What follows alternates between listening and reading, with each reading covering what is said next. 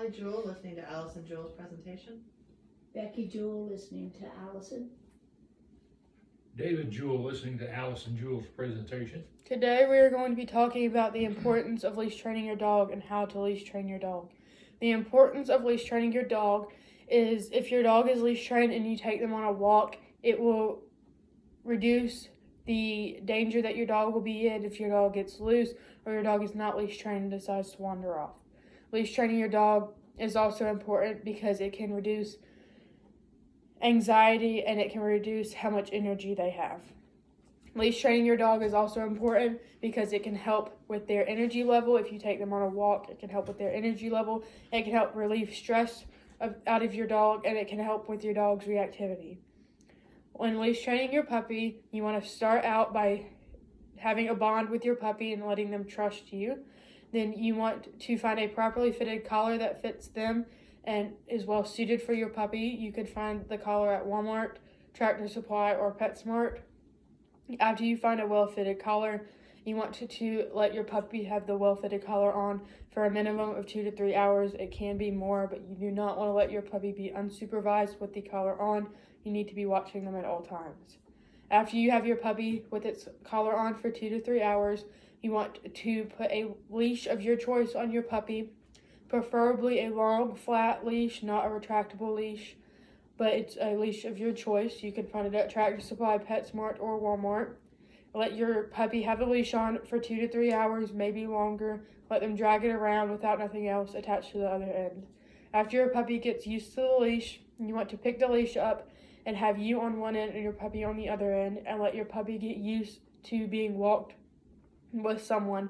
If your puppy decides to pull, do not pull back. Get down at your puppy's level and encourage them to come your way, and if they do, reward them with a treat or reward them with words or treats. After your puppy goes the way you want it to go, start trying to walk it on short walks and reward it after it goes on short walks and let it get used to you walking it on the leash. While you're walking your puppy on the leash, you want to have a short leash, but not too short, so your puppy can walk freely around you, but you are still feel comfortable with your puppy next to you. After your puppy gets used to walking on a leash, you want to start having them walk on your left side and practice walking on your left side, because walking on your left side will reduce the problems that your dog will have, and then it will get them learning to do other things than just walking on a leash. After your puppy learns how to walk on your left side, you can start working on recall, which means when you say a word, they come and sit right next to you and then they don't move. And that is important for training with your puppy on a leash because it helps reduce the possibility of your puppy getting hurt if it knows to come to you when you call it. Some other problems you can have when leash training your puppy is your puppy biting the leash. When your puppy wants to bite the leash, you want to tell them no and take the leash out of their mouth or take the leash away from them and give them something else to occupy their time with, or teaching them that the leash is not something you chew on.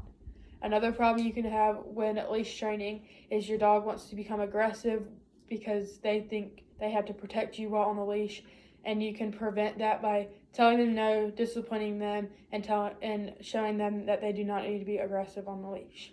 Another problem that your dog may have is getting overstimulated while going on walks after leash training, and you can prevent this by knowing the situation ahead of time and trying to resolve a situation before your dog gets overstimulated.